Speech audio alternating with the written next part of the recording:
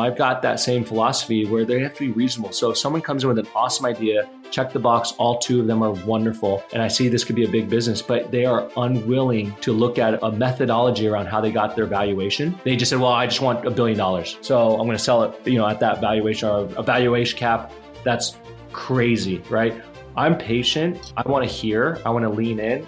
But math, you just can't fake math. You can fake assumptions. You can have some gray area around assumption. Well, we're AI. We've got this, and that. And we've got this defensible moat. If you can't come up with a math problem and show me how you got there, and you're not willing to hear that, then it's a waste of time for an investor to listen to the pitch because it's already going to be a mismatch.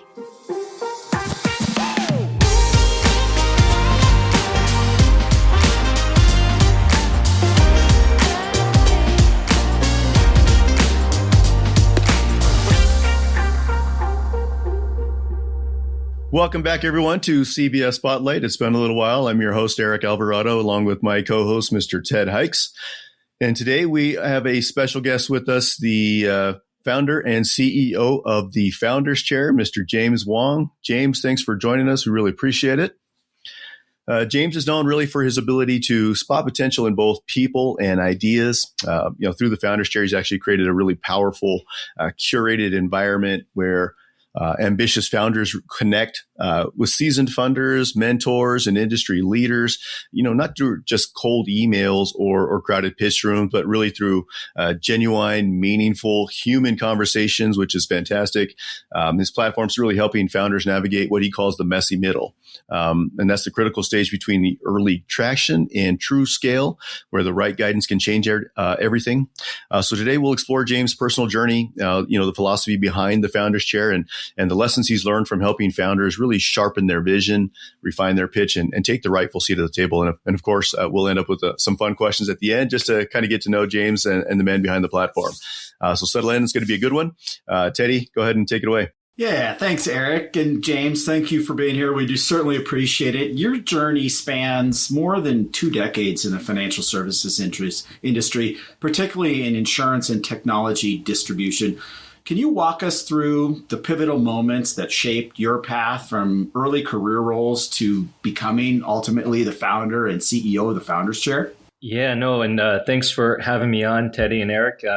And I'm a big fan of CBS and what you guys do overall for the industry and to educate folks. So very happy to join. And I think this is great work. So if I can contribute in any way, that's awesome. But a little bit about me, and I love the word pivot because I'm an old basketball player, right? So I had to learn to pivot. And so I would say there's about 3 times that I pivoted that made sense and really shaped where I'm at today. And that's obviously with, me looking back and seeing how those all connected to get to where we are at the Founders Chair. So I'll kind of start with my first one. Many people, that are listening probably started the way I did, cold calling for a brokerage firm. Many of you may have been really good at it. I was terrible at it. And I didn't know why. And so, rather than just kind of disappearing and going into a different industry, I actually got an internship where I wanted to go and join an insurance agency and find out why I was so horrible at cold calling and presenting the services that they delivered. So through that internship, right, I got a lot of time with licensed insurance agents for 2 particular reasons. One is I was setting appointments for them. So similar to cold calling, but I was setting an appointment off of a mail-in response. So they at least could recognize, hey, I'm calling for a purpose that they wanted, but it's still cold calling in some regard. But if I was in charge of how many appointments that insurance agent saw that week, they got pretty close to me. The other one was I moved up in the world, and I later, through a couple months of my internship, became the keeper of the Monday log. The Monday log was, hey, we had all the agents out there for the weekend crushing it with appointments. How did you do? So they had to come in and report to that. And I got to load that up into a log, which was not an Excel spreadsheet at the time. Unfortunately, it was just handwritten. And we compare those results. But what that did was it really opened up my eyes to, what made somebody successful in this industry. And we also got to see, what made somebody not successful and to try to understand what that gap was. So I got pretty curious about it, learned enough to where I got my own license and tried it for myself. And, mostly there were down weeks, had a few up weeks by way of production, but learned a ton through that. And so that was my big pivot, was going from failure to let's lean in and let's figure this out, right? The second pivot, though, was really by, God's providence in my life, just being on the cutting edge of saying, man, I'm having a lot of challenge right now. And what I thought I did to study up for what made someone successful, what didn't, and kind of navigate through those waters with as much insight as I could, still left me feeling like I wasn't doing well in this industry. So I was able to grab a hold of whatever was going to give me the leg up. And at that time, around 1999, we saw websites coming up. We saw quote engines happening. And so I latched on the earlier wave of those internet leads. These were before the days where you got a Blockbuster video card, a gift card for submitting a term life quote. But it was about 6 months of bliss, because it really appealed to people who really wanted to protect their families or their income or both with term life insurance. And I was able to acquire those leads. And so sales started to go up. But inversely, so as my cash flow was going down because they were very expensive. But through that part, I learned a lot about how to interact with folks who are interested in insurance and how to position the products in a favorable way. And the idea there wasn't really rocket science. It was, let me collect 2,000 clients, and then over that span of the next 10 years, I could then service those 2,000 clients appropriately for other needs, right? It wasn't that long, though, that I found out that people needed to get my phone call within 2 minutes to 6 minutes. If not, then they've already forgotten, or they've already had someone else contact them because they're throwing out many quotes.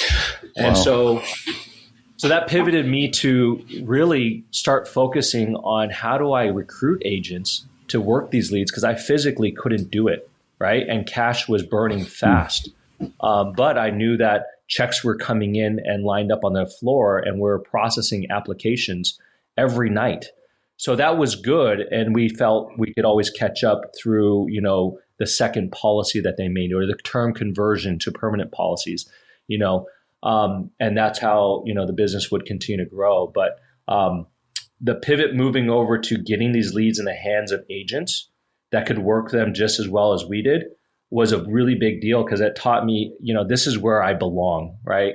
I was not a very good agent, but I understood enough to say this could be done better, and let me try to create that environment. And so I worked through the process of, okay, how do you get the lead? And then I thought my job was done, but no, it wasn't, because now you got to train somebody on what to say when they get that lead, right? And then you've got to then point it over. Tell me I'm telling lies, right? I'm fine if you call me out.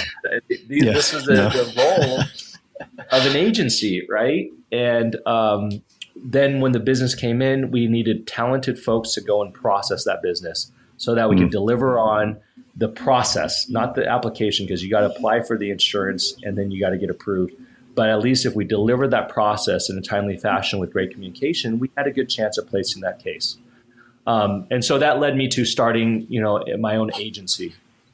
Fast forward, the next pivot came probably about 8 years into growing an agency, where I bumped up against capital constraints.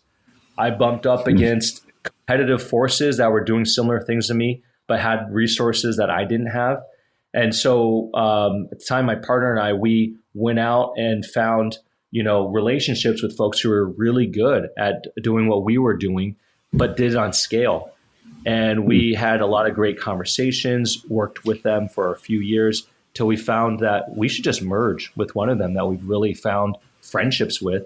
And that was Scott Tietz at Partners Advantage. So we rolled up our business. We said, let's go after it together.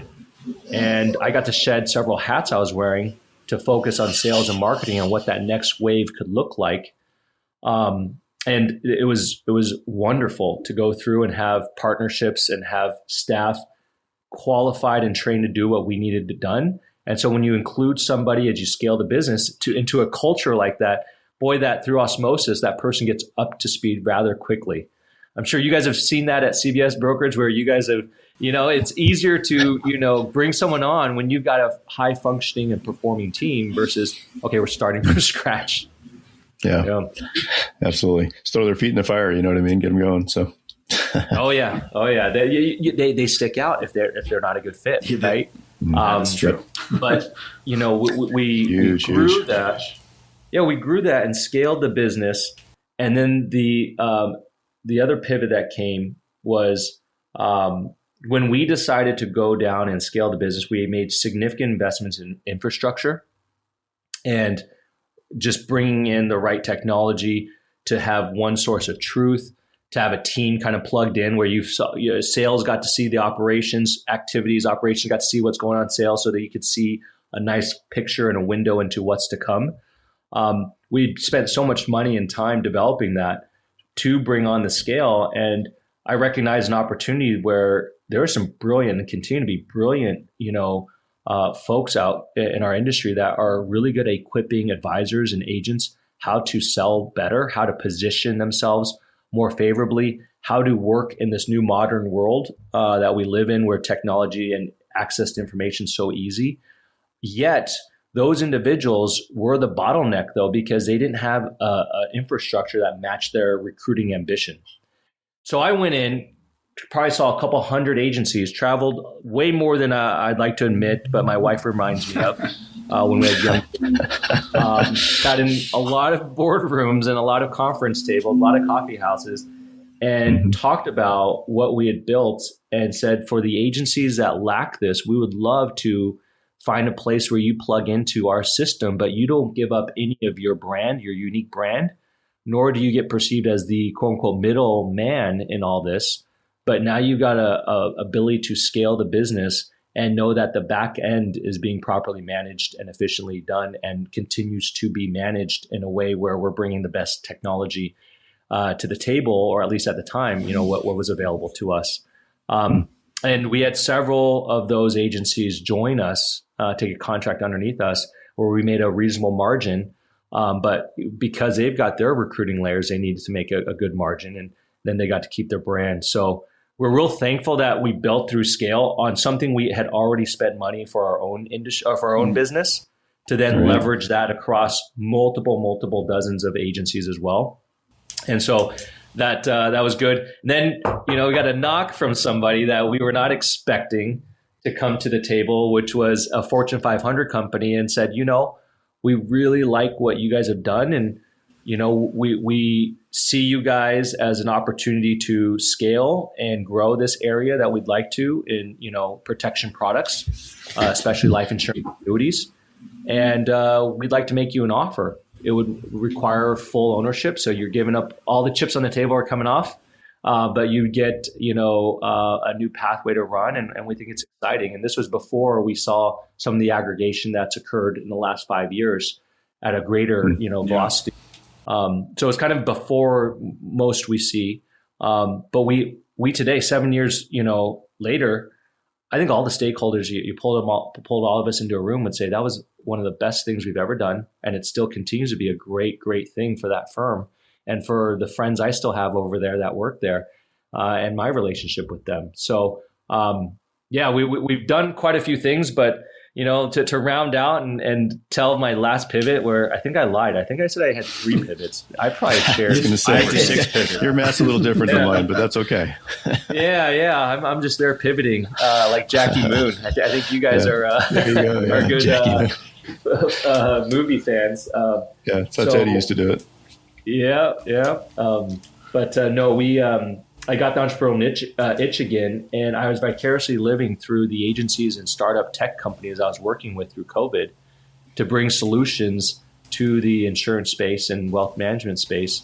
And I couldn't wait anymore. I want to go and start something because I found a really neat opportunity to connect those who are building great things. I would argue that, call it 3 years ago, we had so much talent looking at our space and, more importantly, doing something about it, right?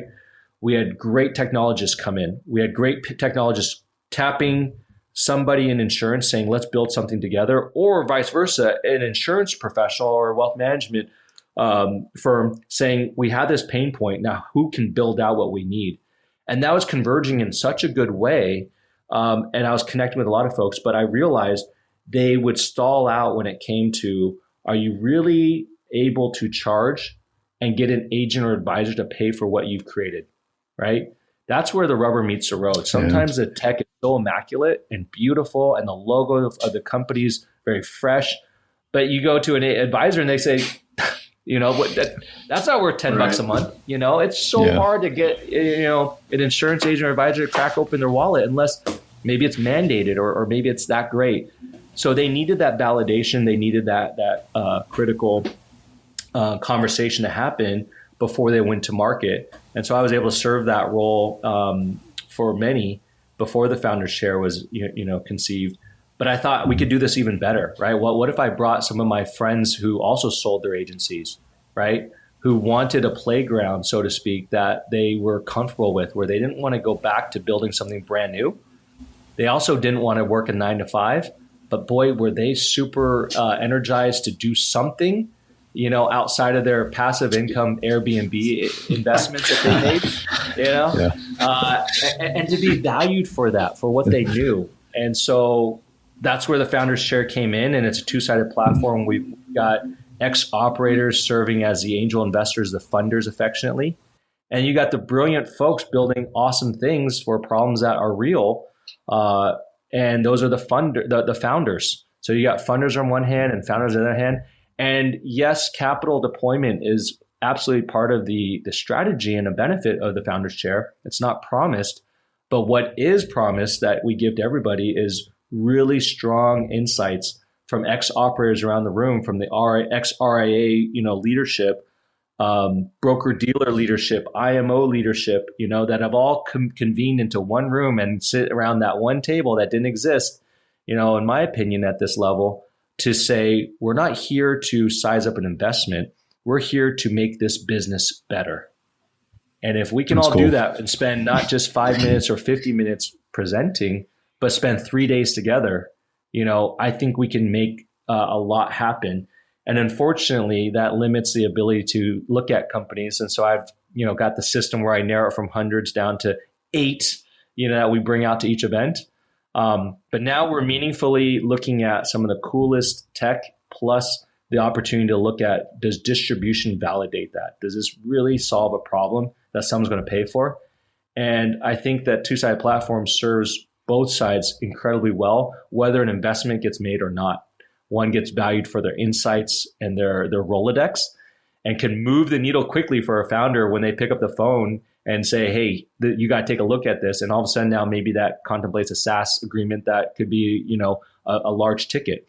Or a founder who's sitting back saying, man, I don't know whether, and this gets to the messy middle, I don't know whether it's time right now to go approach VCs because I've got my first customer and it's working great. I got concentration risk though with that one customer.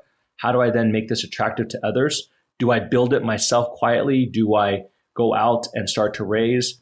Everyone wants that rinse and repeat model and then go after valuation. And some guys just, and you've seen this, some become professional fundraisers, but then they lose sight of their business, right? Because they've gotten so good at what they had to that season to go raise capital, and they got everything down, their TAMs, their SAMs, their MVPs that they can share, their decks are they're professional, all that. But then the core product and service not getting the attention that it once did. So now they come to this environment where they can bring all this together in this raw form, if you will, and it creates some really wonderful opportunities. Lots of pivots there, man. That's good. It's interesting to see how you make it to that point. You know what I mean? And it's like it's a learning process through it, right? And your platform emphasizes helping founders who are, in what you refer to as the messy middle, or it's not too early and not fully scaled. Why do you believe this stage is so overlooked, I guess, and how does Founders Chair help founders really navigate it effectively? Yeah, I think it's overlooked Eric, because it's not one that catches the highlights, the headlines, on LinkedIn and social media, because it's the most scary time for founders, and frankly, it's really scary for the investors side of it as well, because that messy middle means we've got some concept that we think is getting some traction, yet was that first person that was a first client, were they the first client? Were they the first client because of the fact that they were friends with them, right? Or a family member or a deep relationship, right? And so that's where, as founders, many have pulled me aside in conversations, I love to have, where they say, I think this is going to be good, but gosh, I don't want to drink my own Kool-Aid. Please tell me, right. Is it good? Does it have application beyond this one client? And then the other piece is, Eric, many sit back and say, they want to build that unicorn, right? And I think the definition of unicorn is changing potentially, but today it's still just a $1 billion valuation. Yet they're going to be very happy when you press them, building a $250 million company, holding on to a fair chunk of your equity, right? Is very exciting as well. And so they're thinking through how to do that best by holding on to the most equity, but knowing fully that to scale, they're going to need resources that they don't have today. And where do they go out? Do they go get debt construction? Do they give investors? Right? And that's why the messy middle, it's so scary, where this could turn and could be really good, or it could not. And now you've taken, at the very least, a lot of time and effort away from what you could have been building or doing. Right. The other piece I'll say is, I think, the folks who come our way to, look to be highlighted at one of our events, I just want to give a shout out to all that have done that. I mean, it's so courageous and bold to lay your deck, out there to someone like me that may not know anything about your business, but for 30 minutes or so, they're sharing the ins and outs. And some of the best ones we've connected with are the most honest folks saying, I have no idea about this, or this, but I do know about this, and that. And that just immediately draws me in, because that's where I think this two-sided platform really elevates that experience and journey for that founder, is that we've got ex-operators that can help fill in those gaps, if you will, right? Or direct that founder to go get the support that they need. And it could come in the form of one of the funders playing that role for them. And so I think it's exciting to see how bold a founder can come into this experience and share these, because when you start to validate areas of their business that they were concerned about and say, no, based on what I've seen and others, in this space, this is good. You start to see this confidence come around.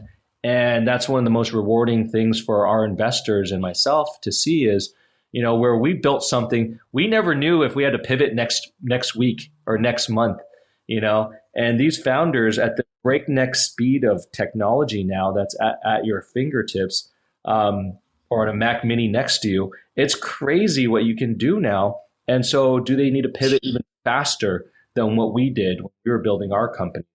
And the answer could be, it could be, not yet, just relax, right? But getting that from someone who's done it before is very helpful. So I will throw this in, right? Coming onto this and preparing a bit, I would say if you were taking an MRI scan of my mind, it's definitely different than 1 month ago, and maybe even 1 month from now, if I take that same MRI scan, it could be different. But I think that messy middle is going to only get messier. Yeah. And here's why. You've got all these AI bots, you've got all these agents, and now you've got OpenClaw, you've got different things, you got Claude, you've got so many different resources, we'll call them resources. I think there's an argument that can be made that messy middle actually benefits the founders to sit in a dynamic where they're going to be quietly building, right? Because they can build and validate through the you can almost go to market, air quotes, market, by going out to Claude or chat, whatever, and saying, will this work, right? you're almost getting real time, opportunities to say, does this make sense? Now, whether Claude and Chat, GPT can actually deliver the right, feedback, it at least gives you some nice idea whether this would actually have legs. So I think some of the folks who originally 1 month ago would have joined and would have said, yes, I need to go raise, because the manpower, the labor, the speed of tech that they need to invest in, I think that was different and changed, because now they can train an AI agent, power them up, and get that going, and do that quietly without having to go raise. And they hold on to their equity. They start to understand what this business could do, so then they can price it appropriately, right? And that's where I tend to think, I was thinking about this morning, is that good for the founder's chair or not? And I tend to think right now, I think it actually spotlights the work that we're doing with the people we're doing it with. Some of our best investments from our group, and we've done 17 companies, over 38 companies that we've seen and selected for an event. So a pretty good hit rate. Some of the best ones out of 17 were ones that said, I don't even want to raise. I just need a bridge. I just need somebody to bridge me, because I'm going to go for a larger Series A, right? And so this capital is helping me get customers, because each of our funders could represent a host of customers as well, to the business entities that they still have influence or control with. But it also gives them that capital to go do the necessary work to go out and get more deals. So then when they go to raise on a formal level, then they're going to be able to show much better stats, if you will. I think that is fascinating, because now they're going to conceptually, they're going to be able to afford that labor, be able to afford those resources at a much smaller price point, more lean, expense structure, prove that out further. But I think there's still a need that at some point they got to raise their head and their eyes above water and say, is what I'm building going to work?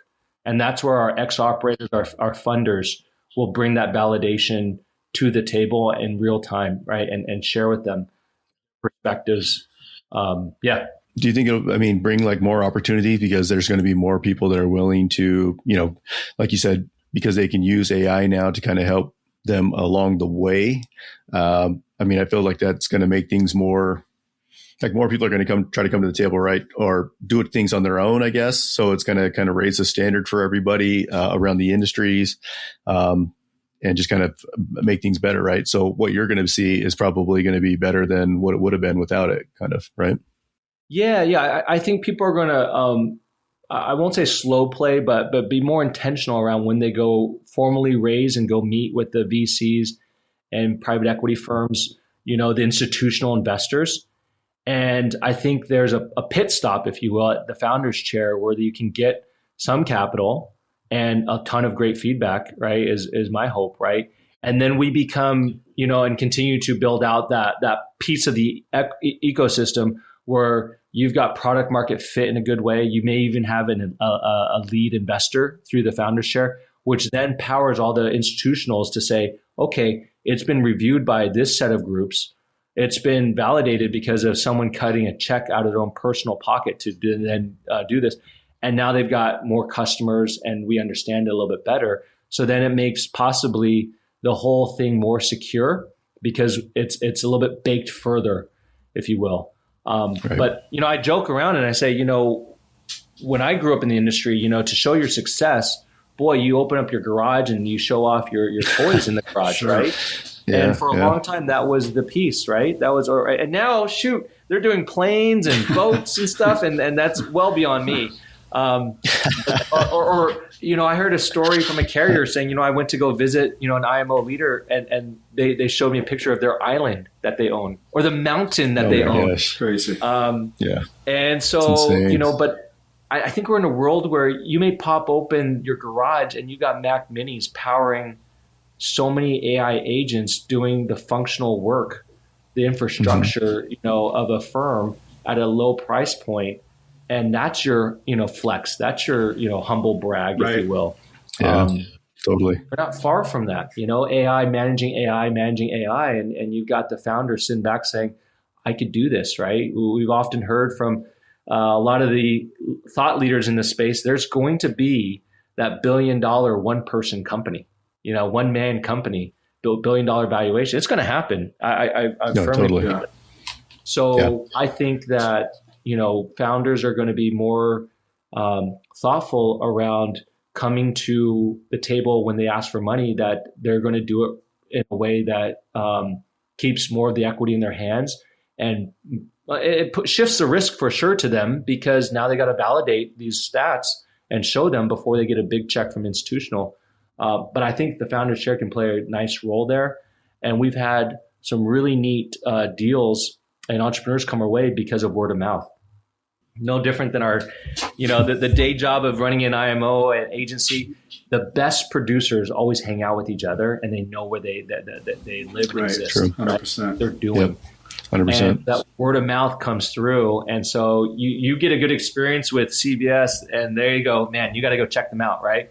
And that's so great. That industry is that's what makes this industry great, is it's still highly relational. 100%. I think founders are in the same spot. They go to the same contests. They go to the same accelerators. They know who's doing really cool stuff. And so if they get some capital and they get some folks, strategics added through the experience that founders share, they tend to share that. And that's great. Yeah.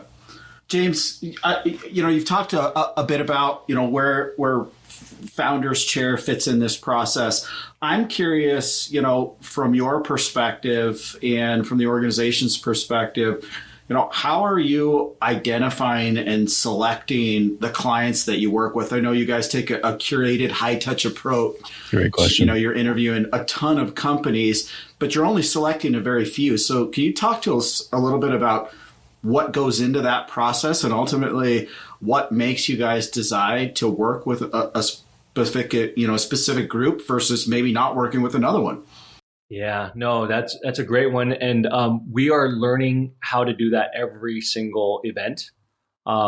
Being 2 years, I get to say that, right? And not be ashamed of it. But that's the reality of it, is 2 years old, you can only see so many people and select it. And so a lot of it is based off of, Teddy, my instincts and the team's instincts that I brought on to review these deals, to say, are they solving a real problem, right? It's not a perceived one, but a real problem. If the answer is yes, the next question is, will an agent or advisor or a firm pay for it, right? That's the next one. And then the third one is, are they a reasonable individual?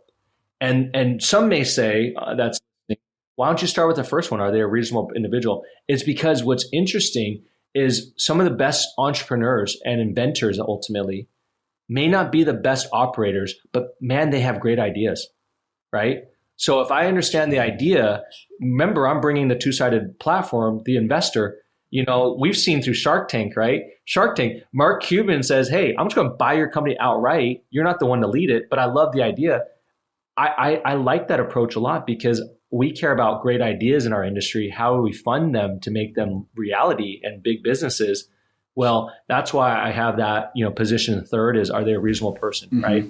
So from that criteria there, it's kind of casting a pretty wide net, right? Now they must be an insurer or wealth tech, right? We've done some with health tech, but it's not where a lot of our ex-operators have really, cut their teeth and have that deep expertise and contacts. Different animal. It is a different animal. P&C, we've touched on the fringe of the P&C as well. But mind you, one thing I get asked, do they all have to be a tech firm? I said, no.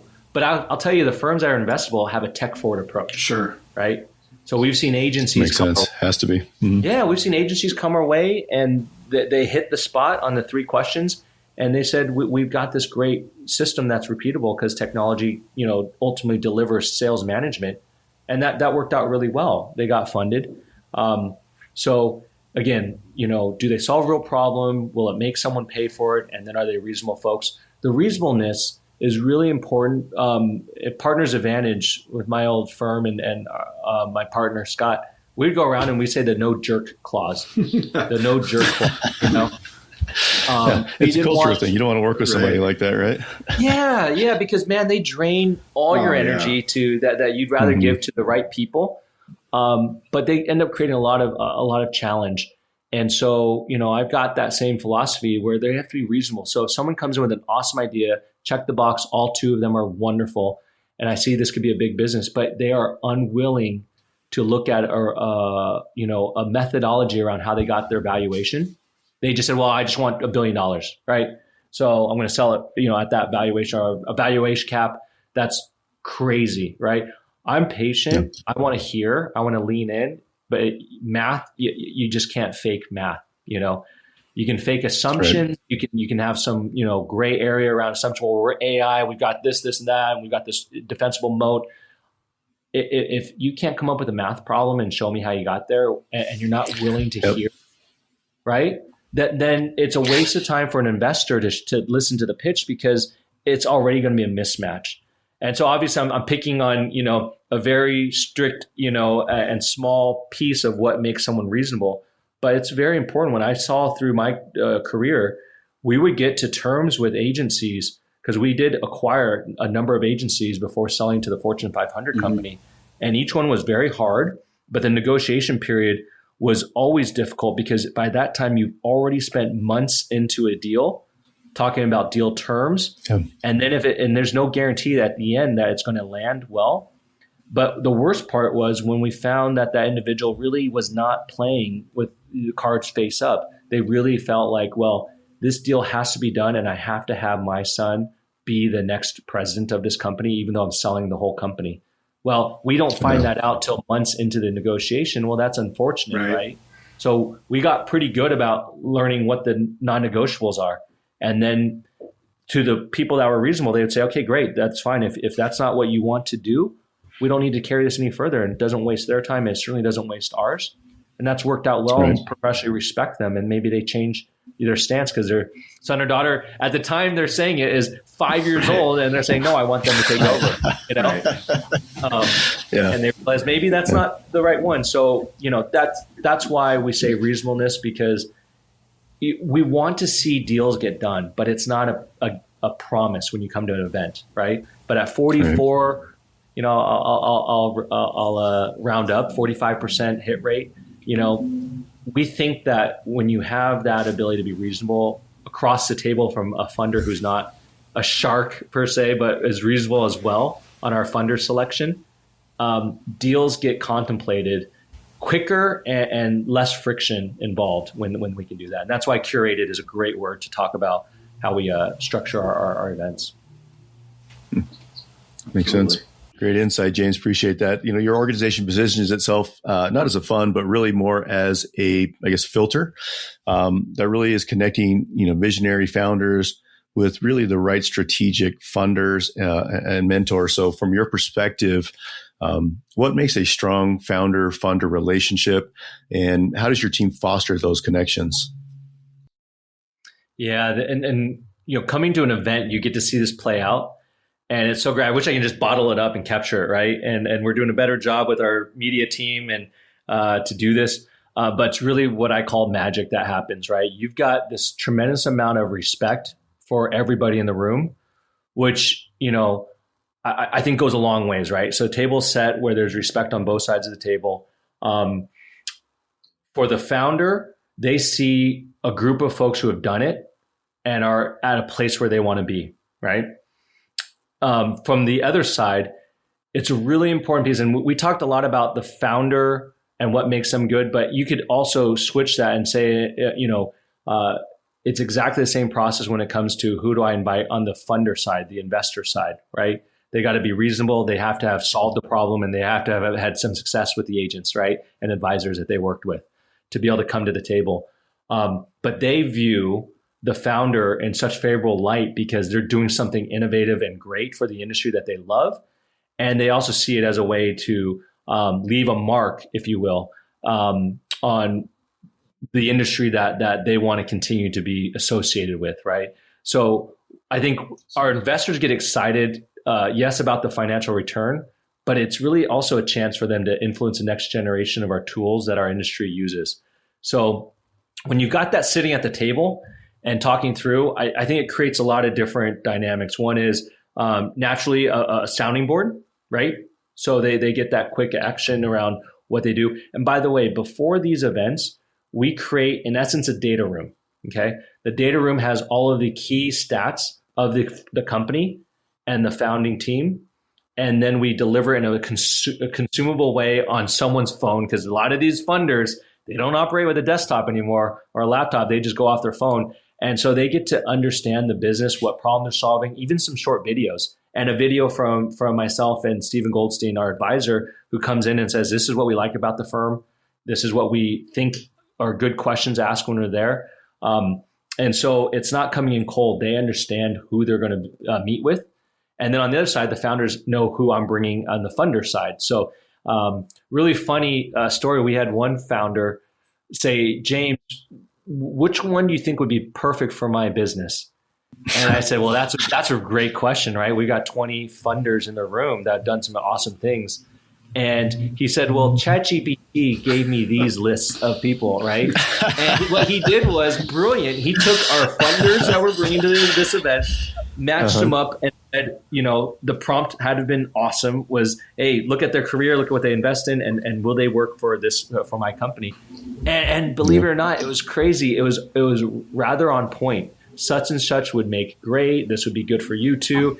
And so, I share that story because it's interesting how the technology, piece there can really help escalate these conversations when you get together around the table. But the funders absolutely know the businesses that are coming in, and I release that a week in advance of the event.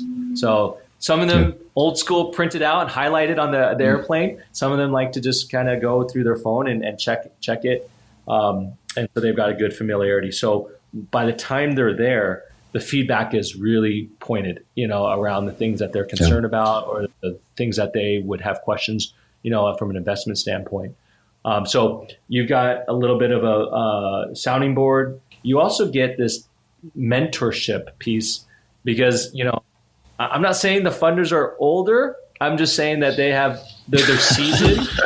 And so when you got seasoned folks, looking at it, you see some really neat things happen because they go, gosh, that person reminds me a lot of such and such, and maybe themselves, or maybe they Yeah. So that's really neat. But the other piece that I've really been excited to see is they become strategic partners with these founders. And this is even without deals being, checks being written. If they like a solution, they may not necessarily see that they want to invest in that firm, but boy, do they know 5 people that would. And now they go through, those 5 turn into opportunities for that founder. And then that founder says, can I put you on a strategic advisor piece and give you some shares, over time, and you can serve a role? That's wonderful. I love seeing that. And so people walk away saying, hey man, I met some really good people, and now I've got, a playground that they need me for once a month to call. And then, they'll get off the golf course for that one call a month. And, the founder will have someone that's right there on speed dial for them when they have an issue, or they need to get into a room that they can't get their foot in the door. So I think that's a really, really great piece that shows up from this event. And it happens pretty quickly, over the course of that 3-day, they walk away feeling they've got tremendous value from the group. Yeah, it's interesting because I was going back to your story about, them using the AI to kind of determine who was going to be the best founder for them or whatever. I was thinking about that. I'm like, how correct is AI when you think about, I look at football and they're always like, do you take the points or do you go for it in the red zone on 4th down? And it's like, every time they go for it, I'm like, you should have taken the points, man. You didn't get it. So I'm like, Yeah, well, being a Chargers fan, we had to live through the wackiness of sometimes we do, sometimes we don't. But now sometimes totally. you guys go for it on the on your own 10-yard line. That kind of wackiness. We do. Although somehow I felt much better about this coach than my previous one when they would do it. I'd be like, okay, he knows something. He sees something we don't know. But the old coach didn't have that clout with us. Well, James, you may have answered this question in your previous, in your previous answer, because you mentioned that situation with ChatGPT. But I'm curious to know, do you have one memorable or surprising moment from these events where when you look back on it, it still kind of makes you smile, makes you chuckle? I've got so many, and it was very hard, just like my pivots, right? 3 turned into 8. Yeah. I will share 2. Okay. 2 of them that were just great to kind of embody the things that we've seen in the first 2 years of, having this table designed and constructed for these groups. The first one, I'll leave the fun one for the second one, but this was really interesting. We had a group come in that provides a service for advisors to ultimately position themselves well, leverage social media and digital marketing, right? Have a full flywheel around how to do that well. And if you deviate from this, then you're going to suffer in the 13 critical areas of conversion, right? That you need. Is designed around seminar selling, right? Okay. This firm brought it and did a wonderful job. The feedback for the room was wonderful. This is a great business. But when you sit around the table and you compare this business to other opportunities, the multiple was not going to be as attractive, right? However, the downside, the floor, was going to be always attractive because it's a clip a coupon type of business where you've got customers utilizing your services, you got money coming in, it's great margins, all that stuff. So it was no knock on the business. It was now a matter of where do we see upside?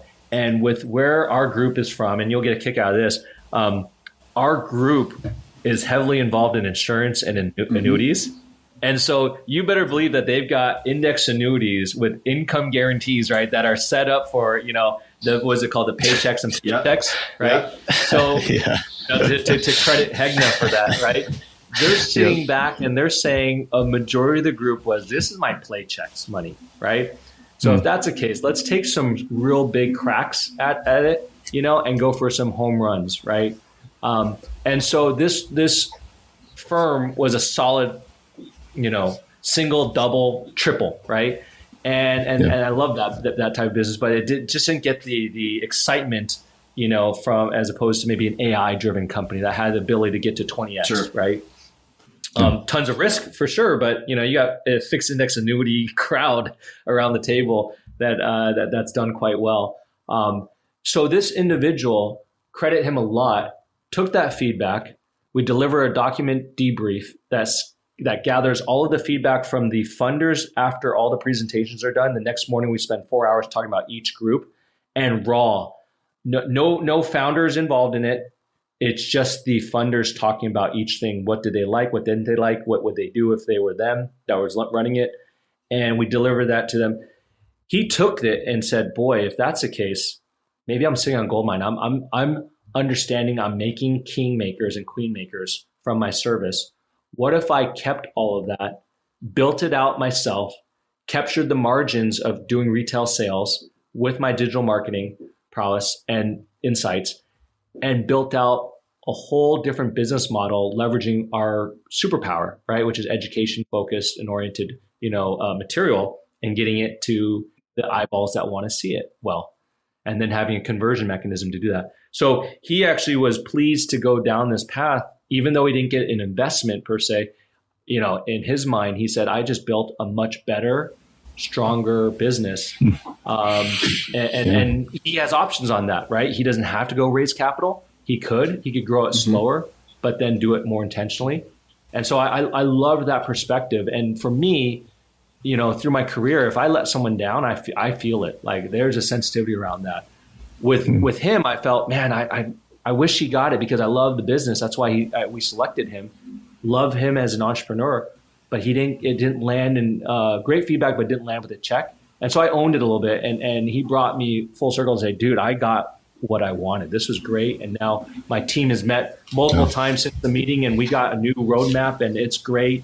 So I want to call to light that if there's folks listening that are building something, the drift effect it could be scary, but under the right circumstances where you got ex-operators, in the industry weighing in, a pivot or a drift may not be a bad thing.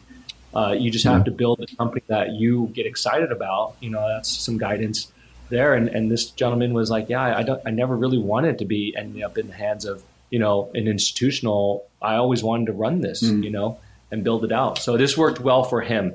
And I don't think that was contemplated when I first started the founders chair, that this was going to be a value, so it's neat when that happens. Sure. Rewarding in other ways. Yeah. Absolutely. Yeah. And so now we're still in great communication as we are with all our other founders chair selections, and it's great to get updates on them. And we created Beyond the Chair, I won't say podcast, because it's 10 to 20 minutes, but it's coming back around to those groups that we selected and tell us an update about what's going on. And so it's a lot of fun. It's almost like a Shark Tank update. That's cool. But I saved the best story for last. You mind if I tee it up? Fire Absolutely. away. Go for it. All right. So we're in Philadelphia as our second Founders Chair event. We had one of the best days, right? Full days. Mind you, 7:30 a.m. Eastern, I get them all in a conference room, right? All the funders, right? Mm-hmm. Then every hour on the hour for 8 hours with an hour break in between, they're listening to a new group coming in, right? Now, they have the background of the companies and the founders and all that. It's great, but it's still just, okay, reset the room and reset the group, right? And so every hour and hour, it's a long day. Yeah. The founders only have that. Yeah, it's right, Eric. It's like a gauntlet, right? But if you can survive it, it's worth it. The founders only get that 50 minutes to present an hour, of Q&A, and then they get to wait around, right? And then so there's this nervous energy. How did everyone react? Mind you, the next morning we get together and do our debrief. But the last level or layer of due diligence, if you will, is our dinner that second night. And that's where we bring everyone, all the founders together, all the funders together, all the help and staff that made this meeting happen, and we all celebrate and do a collective sigh of relief, right? But it's interesting because you start getting truth serum in folks, i.e. cocktails and whatnot. You start to say, hey, do I want to hang out with this individual, right? Do I want to do this? Or and it goes both ways. Founders want to make sure they're bringing on the right people on the cap tables, right? So it's a neat thing. Anyways, we're about 2.5 hours into that event, right? Mind you, it's a long day for the funders, long day for the founders, and prep work and all the pitching and being on it. We find out that there's a contestant. I'll call her a contestant because that's exactly what she was. But she was a founder that came in. We found out that she's a contestant on American Idol. Okay. And she was in, I believe it was season 4, and went quite far, top 16. Wow. And it was incredible because, you think about these entrepreneurs and these funders and okay, like me, the Apple Watch is saying go to bed at 8 p.m., 9 p.m., right? But they're out, it's getting late, and I'm thinking that the crowd will dwindle, right? The food and drinks are still going, that's great. But they end up dwindling away, right? And so that what's left is a last man or woman standing, and that usually happens with every industry event, right? Handful of folks you can count on, but for the most part, the crowd is thinned out. Not this event. We had folks twist her arm to sing. Okay, I can imagine. We're like, okay, we got to prove it. You got to prove us. You got to prove it. Awesome. We see it on our phones. We see it on our phones. But you just did an incredible pitch during the day. Now you got to pitch us at nighttime, right? You got to sing. And it was incredible because she sang the easiest song. No, she sang Whitney. Oh my goodness! I mean, and her disclaimer was like, normally I don't eat before I perform, but I've had pizza and chicken wings and whatnot, Mm-hmm. And she belted out Whitney, and everyone had their phones out. And mind you, the room is about 30 people, and so it was like a performance. And it was incredible. And I'm sitting back looking across the room at my buddy David Racich, and I was like, man, this is cool. We brought this group together. We're having this incredible moment. And Alexis Vaughn is just crushing it, singing Whitney impromptu to our group. Unbelievable. And so it shows that, folks beyond their time building something really cool are still people at the heart of it, and they are talented in so many different areas. And just to be in this room is just a special thing. And so from there, I kind of was like, okay, I think we've got something here where there's just a demand for capital and for contacts, but also just to connect. If we got this room here, let's do this. And how many times can we do this a year? So yeah, that was my fun one. Had no idea she was a contestant for American Athletes, and she proved us that she was very much deserving of her top standing. Yeah, go Whitney! Yeah, wow, you gotta have that's some crazy. confidence to go Whitney. So. Oh yeah. Oh yeah. I've tried that in the shower a few times. It just that's where it stays. It needs to stay there. Yeah, absolutely. Exactly. So James, what an incredible story. Thank you for taking the time and joining us. Founders Chair isn't just about capital, right? It's about community, confidence, and putting the founders in the right rooms with the right people at the right time. And James' passion for curating these moments, elevating emerging leaders, and truly shines through. If you're a founder in the early stages or deep in the messy middle, as we talked about, and looking for some clarity, be sure to check out the Founders Chair and what they're doing. And if you've enjoyed this episode, don't forget to subscribe, leave a review, share it with someone who's building something great. We really appreciate that. This has been CBS Spotlight. I'm Eric Alvarado along with Ted Hikes. Thanks for tuning in, and we'll see you next time. Appreciate it. James, thank you. Appreciate you. Take care, James. Thank Appreciate you. it, man. Get a lot of fun.